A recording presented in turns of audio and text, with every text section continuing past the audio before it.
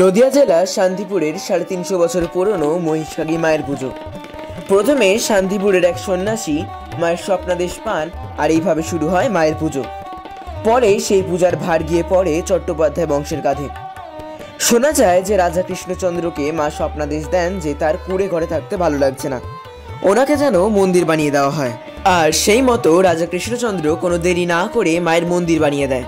15 foot উচ্চতার হাড়ি কাঠে 108টি মহিষ বলি দেওয়ার পর শুরু হয় জাগ্রত দেবী অর্থাৎ মহিষখাগী মায়ের পুজো। আগে যেহেতু মহিষ বলি দেওয়া হতো, তাই জন্য এই মায়ের নাম হয় মহিষখাগী। আর যেই স্থানে মাকে এখন পুজো করা হয় সেই স্থানের নামও মহিষখাগীতলা। 108টা মহিষ বলি দেওয়া তো মুখের কথা নয়, তাই বলে দিতে দিতে ভোর হয়ে যেত আগে। তাই এখানে সেই নিয়ম মেনেই মাকে দুদিন ধরে পুজো করা হয়, যেমনটা ঠিক একটা মেয়ের বিয়ের সময় করা হয়। মাকে পাটে তোলার সময় তখন নানা রকম নিয়ম এবং বিধি মানা হয়। তারপরে মায়ের দধিমঙ্গলের ব্যবস্থা করা হয়।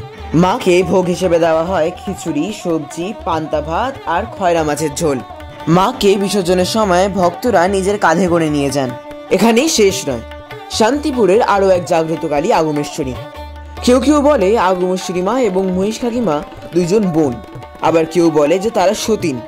বলা হয় যে বিসর্জনের সময় তারা একে অপরের মুখ দেখে না, কারণ মুখ দেখলে নাকি অনর্থ হয়ে যায়। তাই জন্য তাদের বিসর্জন আলাদা আলাদা সময় করা হয়।